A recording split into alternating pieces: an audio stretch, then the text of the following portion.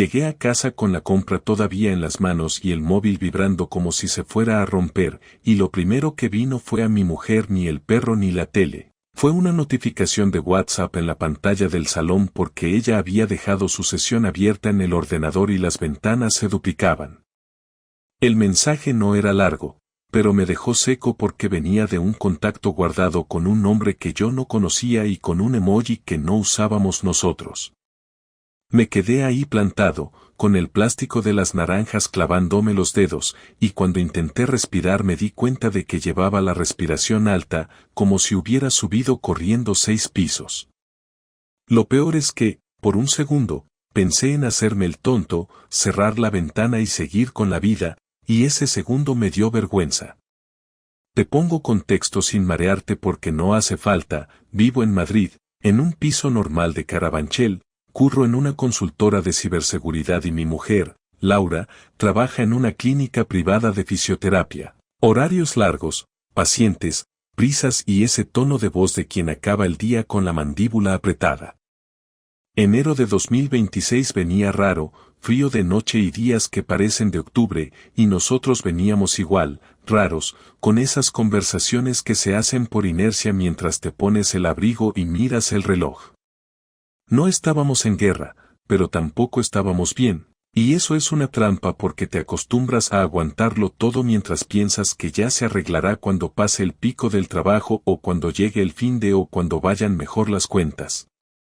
Ese día venía con una cosa en la cabeza que parecía pequeña y en realidad era enorme, porque la semana anterior yo había encontrado un recibo doblado en el bolsillo de su abrigo. Un ticket de un parking en Chamartín un jueves a las 10 y pico de la noche, y ese jueves ella me había dicho que se quedó en la clínica con una urgencia.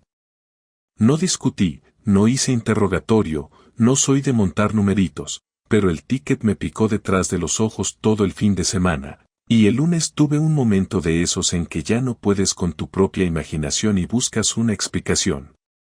Le pregunté sin drama mientras cenábamos, le dije oye el otro día te dejaste esto, y ella ni me miró, soltó una ya, y me dijo que a veces van a una formación y aparca cerca porque el metro le da pereza cuando sale tarde. Lo dijo con una naturalidad tan ensayada que me dio más miedo que si se hubiera puesto nerviosa, y esa noche me quedé despierto escuchando cómo ella respiraba como si nada. En los días siguientes pasaron 3 cosas que parecen tonterías por separado, pero juntas fueron un golpe en la boca. Primera, que empezó a poner el móvil boca abajo en la mesa, siempre, incluso para ir al baño, y cuando yo entraba en la cocina levantaba la pantalla como quien tapa una carta.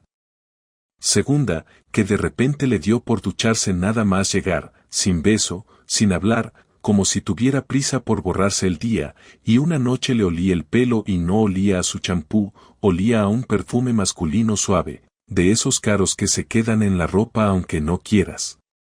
Tercera, que el sábado por la mañana me pidió Bizum para pagar una cosa del trabajo, y cuando vi el concepto en su móvil me giró la pantalla rápido, pero yo llegué a leer una palabra, cena. Yo no quería convertirme en policía de mi propia casa, pero también te digo que hay una diferencia entre confiar y hacerte el ciego. Esa misma semana me comí un atasco de la M30, aparqué como pude y llegué tarde a una reunión, y aún así me pasé el día entero con la cabeza dando vueltas a una cosa muy simple. Si la vida que llevo es real o es una versión recortada que alguien me deja ver. No se lo conté a nadie, ni a mi hermano, ni a mis colegas, porque lo primero que te sale es proteger lo que todavía crees que existe, y lo segundo es que te da pánico que te digan lo que tú ya sospechas. El domingo por la noche, mientras ella se pintaba las uñas en el sofá, yo hice algo que no me enorgullece pero que en ese momento sentí como legítima defensa, abrí el portátil familiar donde ella a veces entra a su correo, y vi que se había dejado guardada la sesión de Google. No entré a nada raro, no miré fotos, no abrí su correo, me bastó con ver el calendario. Había una entrada para el jueves, formación externa, Chamartín, 20:30, y al lado un nombre que no reconocí. La entrada estaba compartida con alguien más y aparecía una inicial. La pantalla me tembló en las manos y fui al baño a mojarme la cara porque el corazón me sonaba en la garganta, y al volver al salón ella me preguntó si me encontraba bien, con esa voz de quien no quiere una respuesta real. Yo le dije que sí, que había dormido mal, y ahí tuve mi primer mini estallido por dentro porque me di cuenta de que era capaz de mentirle a la cara sin que me temblara la voz, como si hubiera aprendido en 5 días algo que no quería aprender nunca. Esa noche me acosté sin discutir, sin hacer escena, y me dije una frase muy concreta para no volverme loco: mañana hago algo, mañana confirmo. Y cuando cerré los ojos me di cuenta de que ya no estaba pensando en si ella me quería, estaba pensando en cómo me iba a proteger si lo que yo temía era verdad. Y esa idea me dejó con la mandíbula dura hasta que por fin me dormí. Al día siguiente, en el trabajo, hice 2 llamadas cortas y me temblaban los dedos al marcar. La primera fue a un amigo que trabaja en una gestoría y sabe de separaciones, y le pregunté qué pasa con cuentas conjuntas, con alquiler, con esas cosas que parecen aburridas hasta que te explotan. La segunda fue a una abogada que me recomendó él, y pedí cita para esa misma semana, sin decir por qué, solo dije necesito orientación, algo personal. Cuando colgué, miré la hora y vi que eran las 11:15, y tuve la sensación de que mi vida se estaba partiendo en 2 en un lunes cualquiera.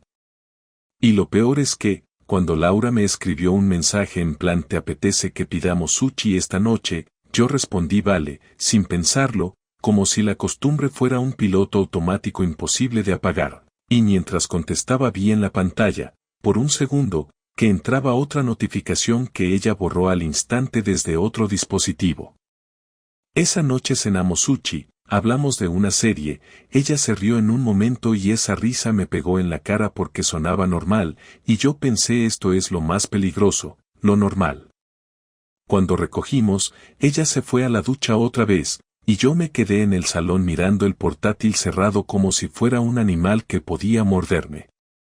No lo abrí porque me prometí hacerlo al día siguiente con la cabeza fría, pero me quedé ahí sentado hasta tarde, escuchando el agua caer, y me dije que si el jueves volvía a aparecer el ticket o el perfume o el nombre raro, ya no iba a poder seguir fingiendo. Y entonces, a las 2:15 de la madrugada, el móvil de ella vibró en la mesilla y vi cómo la pantalla se encendía con un nombre que no era mío, y mi mano se movió sola hacia ese aparato como si ya hubiera decidido por mí.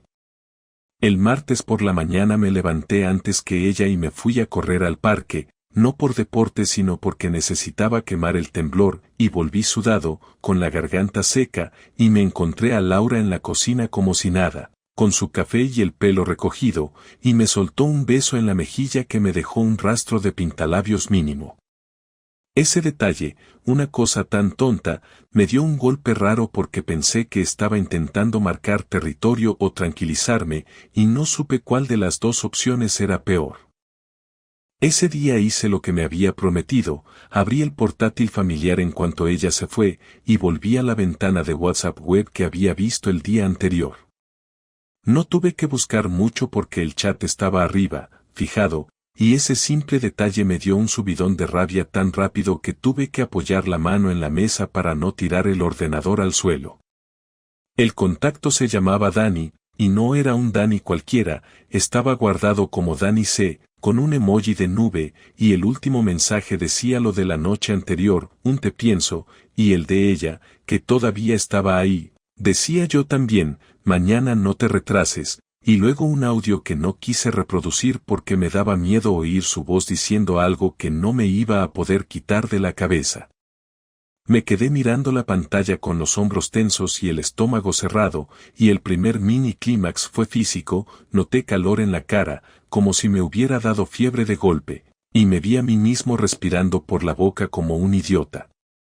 Cerré los ojos, abrí otra vez, y me obligué a seguir porque ya había cruzado una línea y no iba a sacar nada bueno de pararme a mitad. Entré en el historial de ubicaciones del móvil que estaba sincronizado con su cuenta, y ahí fue cuando me dio el segundo golpe, porque no era un jueves aislado, había varios puntos repetidos en el mismo sitio, un aparcamiento cerca de Chamartín, y luego una dirección en Prosperidad, siempre de noche, siempre con un intervalo de 2 horas, y además había un trayecto que no encajaba con nada del trabajo. Eso ya no era una cena con compañeras, eso era una rutina. Me senté en el sofá con el portátil en las piernas y empecé a tirar de un hilo más, buscando en el calendario ese nombre que vi, y encontré varias entradas compartidas con esa inicial. No ponía sexo, no ponía hotel, no ponía nada explícito, pero ponía cosas como formación, revisión, salida, y una vez ponía simplemente paseo. Y lo que me remató fue que el jueves de esa misma semana había una entrada que decía hotel, con una franja de 2 horas, y no era un hotel de trabajo, era un hotel normal cerca de la Castellana, de esos que se reservan por internet sin hablar con nadie. Mi cabeza empezó a negociar como si yo fuera 2 personas, una diciendo iguales por el trabajo, otra diciendo deja de hacer el tonto. Para cortar esa discusión interna abrí el chat y busqué una palabra que yo sabía que aparecería si estaban jugando a lo mismo que tú y yo pensamos. Busqué cama. Busqué beso. Busqué noche. No encontré nada muy explícito porque eran cuidadosos, pero sí encontré una frase que me dejó sin aire. Ella escribió hace 2 semanas ya me picaste con lo del cuarto, y él contestó tranquilo, esta vez te dejo la marca donde te gusta. Yo no quería imaginar nada, pero mi cuerpo lo imaginó solo, y me dio un vuelco el estómago que me obligó a ir al baño a vomitar bilis porque no había desayunado. Cuando salí del baño me miré al espejo y vi los ojos rojos y una gota de saliva en la barbilla, y ahí tuve mi primer pensamiento de venganza, no de justicia, de venganza, una cosa concreta, que ella se enterara de que yo no era un muñeco. Me limpié, volví al salón, hice capturas de pantalla de lo mínimo, fecha, nombres, ubicación, hotel, y me las mandé a mi propio correo para que no desaparecieran. Me temblaban tanto las manos que me equivoqué de tecla 2 veces y eso me dio ganas de llorar porque pensé mira cómo estoy, temblando en mi propia casa. A mediodía me llamó ella, con su voz normal de siempre, y me dijo que iba a salir tarde, que había un paciente nuevo, y yo noté que se me clavaba una aguja en la nuca porque en el calendario el jueves era el día del hotel, y eso significaba que ya tenía la excusa preparada antes de que yo preguntara. Le respondí vale, te dejo cena hecha, y mientras decía eso vi en mi cabeza la escena de ella llegando tarde, duchándose, y yo fingiendo que no pasa nada. Ese fue el tercer mini clímax, no fue una explosión, fue una decisión fría. Yo ya no iba a fingir nada más, pero tampoco iba a ir a lo loco, porque si iba a pelear, quería hacerlo con control. Esa tarde fui a la cita con la abogada, una mujer llamada Pilar, despacho pequeño cerca de Embajadores, y le conté lo justo, sin llorar, con la voz apretada, y ella me preguntó si había hijos, bienes, hipoteca, y yo le dije que no, que solo alquiler y cuentas conjuntas y un coche a nombre de ella. Me explicó opciones, separación, medidas, cómo proteger dinero sin hacer locuras ilegales, y me dijo que no tomara decisiones impulsivas, que guardara pruebas sin acceder a cosas que fueran delito, y que si iba a confrontar lo hiciera cuando yo estuviera seguro de lo que quería. Salí del despacho con una carpeta y la sensación de que el mundo seguía funcionando igual aunque mi vida estuviera ardiendo.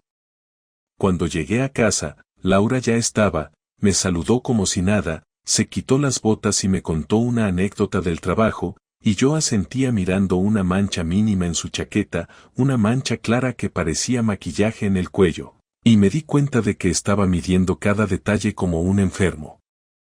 Ella me preguntó si me pasaba algo y yo le dije que estaba cansado, y por primera vez me miró con atención de verdad, como si notara que había algo raro, y me dijo mañana cenamos con Marta y Rubén, no te olvides. Y yo pensé perfecto, porque Marta es su amiga de toda la vida y Rubén trabaja en una empresa donde también trabaja Dani, y mi cabeza se encendió con una idea que me hizo apretar los dientes.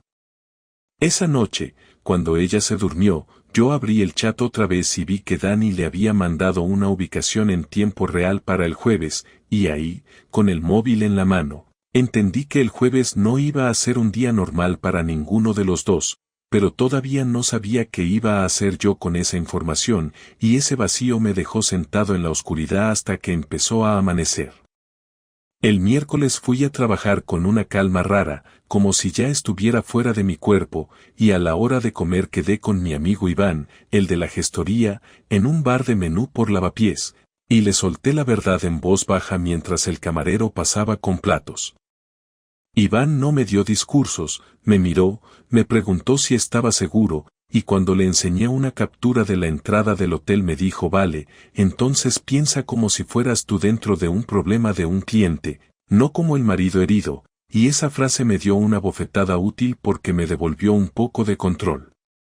Me dijo que no tocara dinero de forma rara, que no vaciara cuentas, que separara lo necesario y lo documentara, y que si iba a exponerla en público lo hiciera con cuidado para no acabar yo con un problema encima.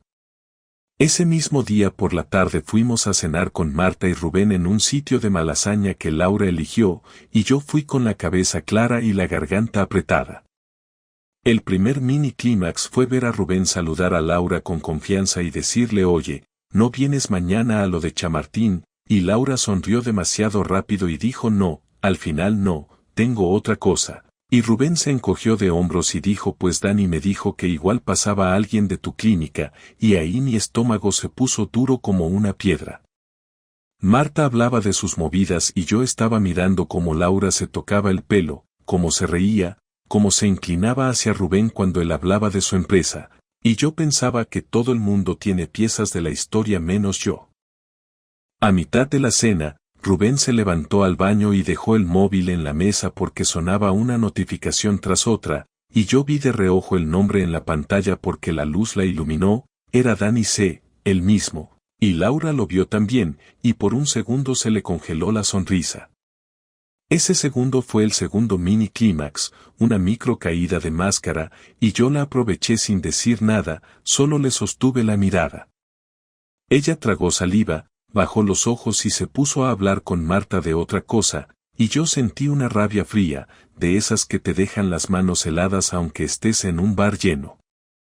Cuando volvimos a casa, ella intentó arreglarlo con cariño barato, me puso la mano en el brazo y me dijo: estás raro hoy, te noto distante, y yo le dije: lo que quieres decir lo dices, y ella se enfadó. Cambió el tono y me dijo que estaba cansada de mis silencios, que siempre me pongo en plan borde sin motivo, y ahí tuve el tercer mini clímax del día, porque por dentro me subió una carcajada amarga, pero por fuera solo le dije: mañana hablamos, y me fui al dormitorio.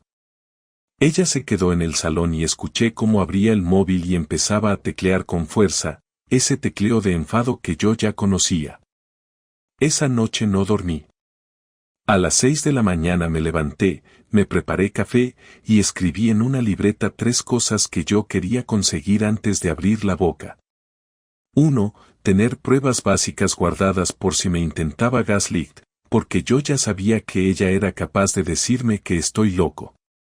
2. Proteger mi dinero y mi casa porque yo no iba a ser el tonto que se va del piso mientras ella se queda como si nada. 3. Hacer una confrontación que no acabara en gritos y en mí diciendo cosas de las que luego me arrepienta. Cuando acabé de escribir, la mano me dolía y esa sensación física me ayudó a aterrizar. El jueves, el día del hotel, empezó con una normalidad insultante. Laura se levantó, se duchó, me dio un beso rápido y me dijo: hoy salgo tarde. Y yo le contesté: vale, y ella no notó nada en mi voz porque yo la mantuve plana a propósito. En el trabajo pedí salir antes diciendo un tema familiar, y me fui a la estación de Chamartín con una mochila y la carpeta de Pilar en el bolsillo, porque ya tenía un plan, no perfecto, pero un plan. No la seguí como un acosador, no me escondí detrás de columnas, no iba de detective cutre. Me senté en la cafetería de la estación, pedí un café malo, y esperé a que el tiempo encajara con la ubicación compartida que yo había visto. A las 8:20 la vi entrar, abrigo largo, pelo suelto, maquillaje más cuidado de lo normal, y el primer golpe fue que iba guapa como si tuviera una cita, no como si fuera a un paciente. Miró alrededor, sonrió a alguien fuera de mi ángulo, y se acercó un tío con barba corta y chaqueta buena, y se dieron un beso rápido en la boca como si eso fuera rutina. Yo me quedé con la taza en la mano, el café temblando, y en ese momento ya no había ninguna duda que discutir. Los vi salir juntos hacia la calle, los seguí a distancia sin acercarme, y cuando se metieron en un taxi yo vi la matrícula y la app me dio el destino porque el taxista puso el recibo en el cristal un segundo al frenar. Era el hotel de la entrada del calendario. Me subí a un VTC con el corazón golpeándome el pecho, y mientras el coche avanzaba por la Castellana yo me repetía no hagas una locura, no hagas una locura, pero también me repetía no te escondas, no te escondas. Llegué al hotel, esperé en el lobby como si estuviera esperando a alguien, y cuando los vi salir del ascensor hacia el pasillo de las habitaciones me acerqué lo justo para que me vieran sin invadir.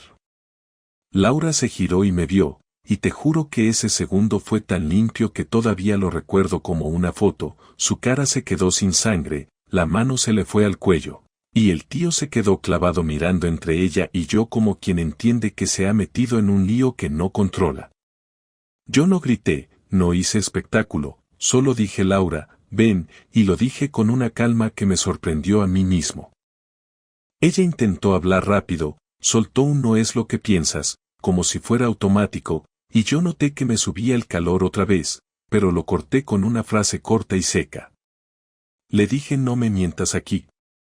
El tío dijo algo en plan no quiero problemas, y yo lo miré y le dije tranquilo, los problemas los has elegido tú, y se apartó un poco. Laura me agarró del brazo como intentando arrastrarme fuera, y me dijo por favor no aquí, por favor, y yo le dije vale, sube tú, yo no subo, hablamos en el coche. Ella empezó a llorar sin lágrimas reales, esa cara arrugada de actriz, y me dijo que era un error, que estaba confundida, que yo estaba distante, que necesitaba sentirse vista. Yo la miré y le dije llevas semanas mintiéndome, no me vendas ahora una emoción como excusa. Bajamos a la calle.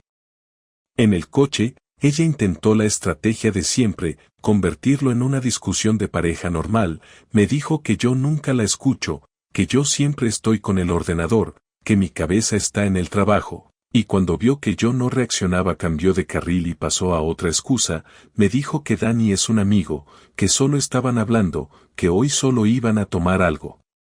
Yo saqué el móvil, le enseñé la captura del calendario con la palabra hotel, y ahí se le cortó la respiración de verdad, porque entendió que yo no estaba improvisando. El último mini clímax de esa parte fue cuando me dijo una frase que todavía me arde, me dijo no pensaba hacerte daño, como si el daño fuera un accidente, como si yo me hubiera caído por las escaleras. Yo le contesté que el daño no es una idea, es el resultado de lo que haces, y le dije que yo ya no iba a discutir sobre si pasó o no, porque la vi besándolo, y esa realidad no se negocia. Ella empezó a suplicar, me dijo que por favor no lo cuente, que su trabajo, que su familia, que su madre se muere si se entera, y yo asentí despacio como si entendiera, pero por dentro sentí una calma peligrosa, la calma de alguien que ya ha perdido el miedo. Cuando llegamos al piso, ella se quedó en la puerta, temblando, y me dijo dime qué quieres que haga, y yo le contesté mañana lo sabrás, y cerré la puerta con llave sin dar un portazo. Y me apoyé en ella escuchando cómo se quedaba al otro lado sin moverse. El viernes por la mañana lo primero que hice fue una cosa simple y muy tangible, abrí el armario y saqué una maleta grande, la misma con la que fuimos a Valencia el verano pasado, y la dejé en medio del dormitorio. Laura salió del baño con la cara hinchada de llorar, dio la maleta y se quedó quieta, y ahí tuve el primer mini clímax de mi venganza porque por fin vi miedo real, no tristeza de teatro. Me dijo ¿qué haces? Y yo le dije lo mínimo, estoy separando lo mío de lo tuyo, porque este piso es de alquiler y yo no me voy a ir como un fantasma mientras tú sigues viviendo aquí como si nada. Mi venganza no fue pegar, no fue romper cosas, no fue gritar en la calle, fue quitarle el control sobre la narrativa y sobre la comodidad. Abrí el cajón donde guardábamos papeles, saqué el contrato del alquiler, el seguro, las facturas, y me los llevé a mi carpeta. Laura me siguió por el pasillo diciendo que por favor habláramos, que lo arreglaríamos, que se equivocó, y yo no le contesté con discursos, le contesté con acciones.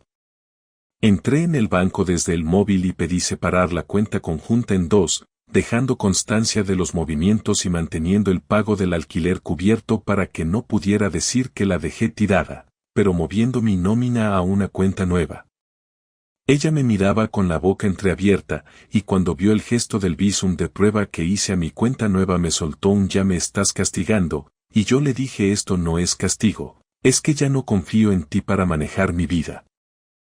Segundo mini clímax, entré en la app del operador y cambié el titular del plan de móvil familiar porque estaba a mi nombre, no le corté el móvil, eso sería infantil y además un lío. Pero le quité el extra de datos y el roaming y dejé lo básico, y le dije si necesitas más, te lo pones tú.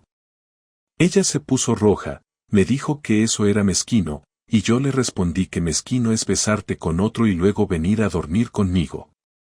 A los pocos minutos le llegó el SMS de cambio de tarifa y la vi apretar el móvil como si fuera un arma, y ahí me sentí mal un segundo, pero lo empujé fuera, porque mi malestar siempre había sido el combustible de su comodidad.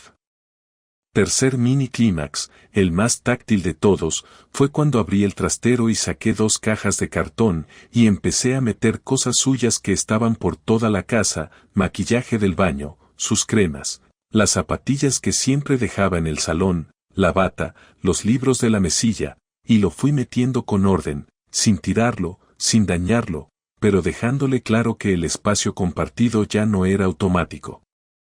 Ella me dijo que se iba a ir a casa de su madre, y yo le dije no te vas a ir con la frase de pobrecita, te vas porque aquí ya no hay pareja, y si quieres irte, te vas hoy. Se encerró en el dormitorio y empezó a llamar a alguien, yo escuché su tono, era el de cuando necesita apoyo externo para sentirse con razón.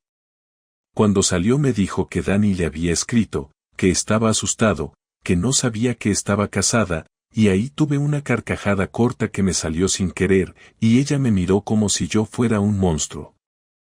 Le dije claro que lo sabía, porque Rubén dijo su nombre en la cena y tú te pusiste blanca, y no me digas que lo tuyo es casualidad. Ella intentó cambiar el foco, me dijo que yo también tengo culpa, que yo me alejé, que yo no la tocaba igual. Yo la miré y le dije si querías irte, me lo decías, y si querías sexo, lo pedías, pero no haces una doble vida y encima me lo colocas como consecuencia de mi cansancio. Por la tarde llegó su madre a la puerta, porque Laura la llamó, una mujer seria de barrio que siempre me trató bien, y al verla pensé que iba a explotar todo, pero yo respiré, le dije pase un momento si quiere. Y no le conté detalles, solo le dije estamos en una situación complicada y Laura se va a quedar unos días con usted. Su madre miró a Laura, vio sus ojos, miró a la maleta y las cajas, y no preguntó más, solo dijo venga, y Laura se quedó quieta como una adolescente pillada. Antes de irse, Laura se acercó y me dijo en voz baja no lo hagas público, no lo uses para hundirme. Yo le respondí no voy a inventar nada, solo voy a dejar de protegerte. Esa noche, cuando el piso se quedó vacío, me senté en el suelo del salón y noté el silencio como un peso real, y de pronto el cuerpo me pidió llorar, pero en vez de llorar abrí el correo y redacté un mensaje para Pilar con las capturas adjuntas y una frase, quiero iniciar trámites, y cuando le di a enviar sentí que ya no había vuelta atrás. Pero todavía quedaba el golpe final que yo había decidido dar, y que ella aún no veía venir. El sábado me desperté tarde, sin mensajes de buenos días, y el primer pensamiento fue absurdo, que se me había olvidado comprar café, y luego me di cuenta de que lo absurdo era que mi cabeza buscara normalidad cuando mi matrimonio estaba en el suelo. Me duché, me vestí y quedé con Pilar en su despacho para firmar un papel de inicio de medidas de separación de hecho y una solicitud formal para regular gastos mientras se resolvía todo, porque aunque no hay hijos, hay alquiler, hay cuentas, y yo no quería un mes de improvisación donde ella pudiera mover piezas. Pilar fue directa, me dijo esto no es una sentencia, es un marco, pero es importante que no vivas en el limbo, y yo asentí porque ya había vivido demasiado en un limbo emocional sin quererlo. El primer mini clímax de esta parte fue cuando Laura me llamó por la tarde con un tono que no le había oído nunca, no era enfado, era miedo sin maquillaje. Me dijo que había recibido un correo del departamento de administración de su clínica preguntando por un cambio de domiciliación de su nómina porque yo había cambiado la cuenta conjunta y eso había devuelto un recibo pequeño, y me pidió que por favor arreglara ese tema. Yo le dije que su nómina no es mi problema, que yo he dejado el alquiler cubierto y lo demás lo gestione ella. Se enfadó, dijo que la estaba asfixiando, y yo le contesté que respirar con calma era un lujo que ella se compró con mentiras.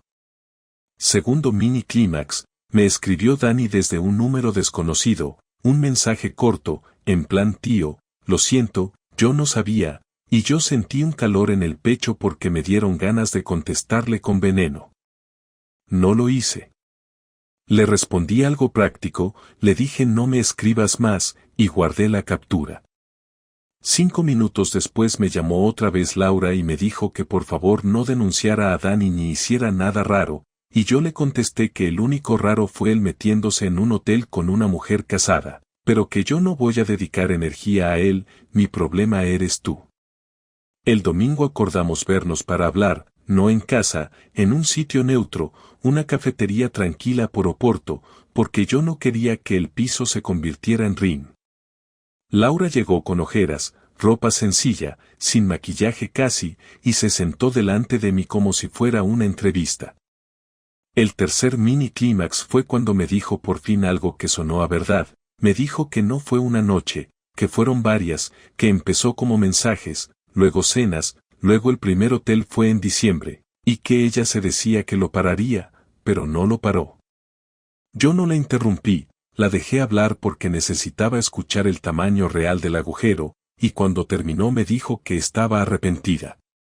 Yo le pregunté de qué, de hacerlo o de que yo lo viera, y no contestó a la primera, solo me dijo no quiero perderte. Ahí llegó el choque. Ella me ofreció cosas como quien negocia un contrato, me dijo que cortaba con él, que cambiaba de trabajo si hacía falta, que iba a terapia, que haría lo que yo pidiera. Yo la miré y le dije que el problema no es Dani, el problema es que tú has aprendido a mentir y a vivir tranquila mientras yo no sabía nada, y yo ya no puedo dormir al lado de alguien así. Laura se puso a llorar, pero esta vez sí le salieron lágrimas, se le rompió la voz y me dijo que se sintió invisible, que yo estaba en piloto automático. Yo le dije que yo estaba cansado, no ausente, y que si ella se sentía invisible, lo arregla con palabras, no con hoteles. La conversación se fue calentando sin gritos, pero con frases que cortaban. Ella me dijo que yo la estaba castigando con frialdad, y yo le dije que mi frialdad es lo único que me impide meterme en un lío peor. Me pidió otra oportunidad, una especie de prueba de un mes, y yo le dije que justo un mes es lo que ha tardado todo esto en reventar y que no me apetece jugar a pareja mientras yo reviso móviles y calendarios. En un momento sacó su móvil y me dijo mira, lo he bloqueado, y me enseñó la pantalla como si fuera una prueba de amor. Yo le dije que bloquear a alguien no arregla lo que hiciste tú, solo te quita una tentación. Antes de irnos, me preguntó si iba a contárselo a alguien, y yo le dije que se lo iba a contar a mi hermano y a 2 amigos, porque yo necesito apoyo y no voy a vivir escondido para que tú mantengas tu imagen. Ella me pidió que no se lo contara a su madre con detalles, y yo le dije que eso depende de ti, que tú decidas qué historia le cuentas, pero no me pidas que mienta por ti otra vez. Nos levantamos, pagué mi café, y al salir me agarró del brazo y me dijo dime que todavía hay algo. Yo la miré y le dije todavía hay cosas que resolver, pero lo nuestro ya no es lo que era, y cuando vi su cara entendí que aún quedaba una última conversación, la que define el final, y yo ya sabía cuándo iba a ser, pero ella no. El lunes siguiente, a principios de la _togle mensual que te dije, quedamos en el piso para la última conversación porque había que hablar de lo práctico y porque yo necesitaba cerrar sin teatro. Ella llegó con una bolsa con ropa y un sobre en la mano, y lo primero que hizo fue mirarme como si buscara una señal de que yo había cambiado de idea. No la encontró. Nos sentamos en la mesa del comedor, la misma donde habíamos cenado sushi como si nada, y esa coincidencia me dio un pinchazo raro, porque me recordó lo fácil que es fingir hasta que se rompe.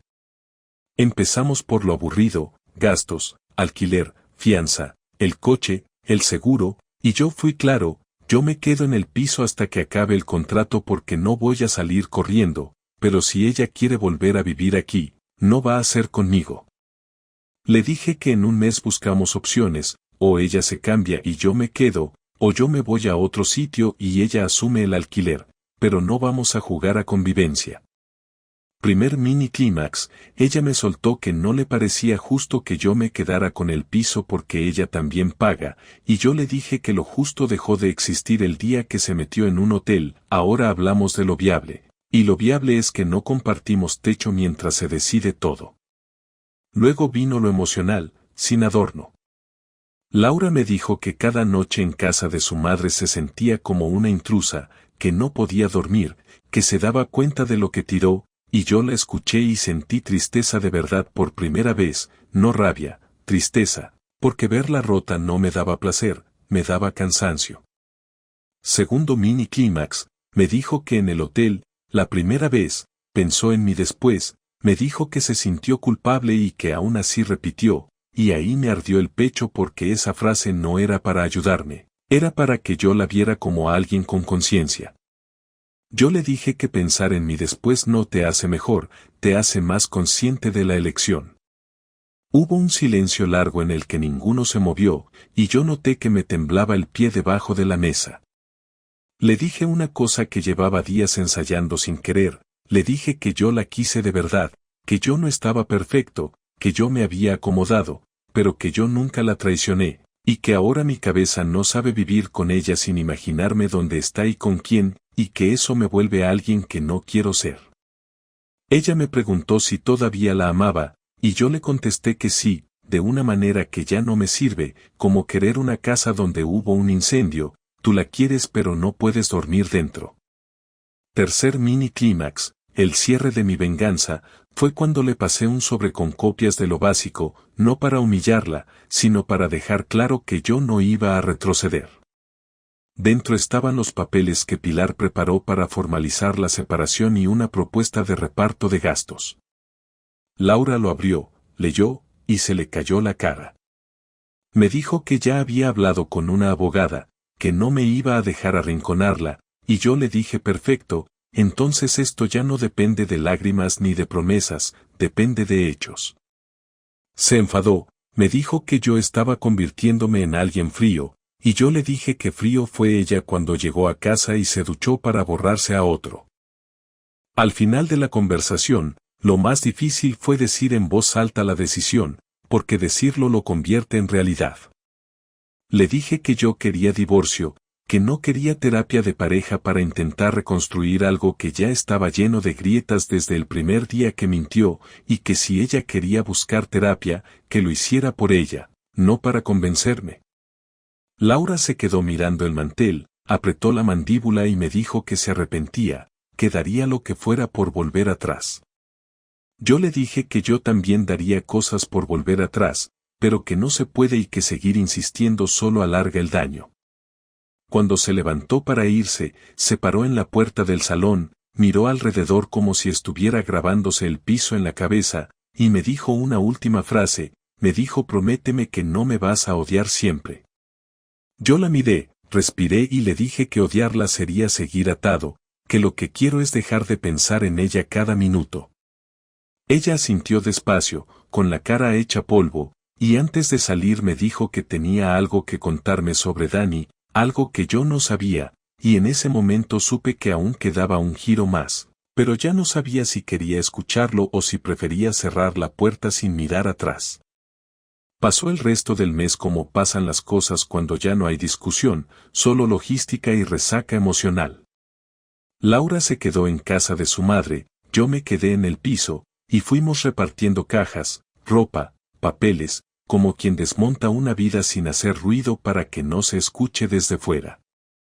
Hubo días en los que me levantaba bien y por la tarde me venía abajo porque veía su taza en el armario o una horquilla en el sofá y me daba cuenta de que el cuerpo tarda en entender lo que la cabeza ya decidió. También hubo días en los que me sorprendí a mí mismo cocinando tranquilo, poniendo música, abriendo la ventana, y esa tranquilidad me daba culpa al principio, hasta que entendí que la culpa era un reflejo de años de intentar que todo estuviera bien aunque no lo estuviera. La historia no terminó con una gran escena, terminó con mensajes cortos sobre horarios de recogida y transferencias y firmas, que es lo más triste y lo más real. En la última semana de enero firmamos el acuerdo provisional con nuestras abogadas y fijamos plazos para el divorcio, y el día que Laura vino a por la última caja no hubo lágrimas, hubo una educación rara, un gracias por dejarme subir, un vale, cuídate, y ya. Cuando se fue, cerré la puerta, me quedé apoyado en ella un minuto, y noté que el pecho ya no dolía como al principio, dolía menos, como una herida que sigue ahí pero ya no sangra. Lo que entendí, y esto no lo digo para quedar bien sino porque me lo enseñó a golpes, es que la traición no es solo lo que hace la otra persona, es lo que te obliga a hacer a ti para sobrevivir. Yo me vi mintiendo, vigilando, calculando, y no quiero volver a ser ese tío. También entendí que la venganza útil no es destruir al otro, es recuperar el control de tu vida cuando te lo quitaron sin preguntarte y hacerlo sin cruzar líneas que luego te persiguen. Mi venganza fue tangible, fue mover papeles, cortar dependencias, sacar sus cosas del espacio común, poner límites y cumplirlos, y eso me dolió, pero me devolvió el suelo bajo los pies. Ahora, lo que me espera es simple y a la vez enorme, rehacer rutinas, cuidar mi cabeza, volver a quedar con amigos sin sentir vergüenza, aprender a estar solo sin convertirme en alguien amargado. Y si algún día vuelvo a confiar en alguien, que sea porque lo he elegido con calma, no porque me da miedo la soledad. Laura y yo no somos enemigos, pero ya no somos pareja, y a mí me toca aceptar que el amor no sirve si la otra persona decide vivir una doble vida, por muy bonito que sea el resto del tiempo.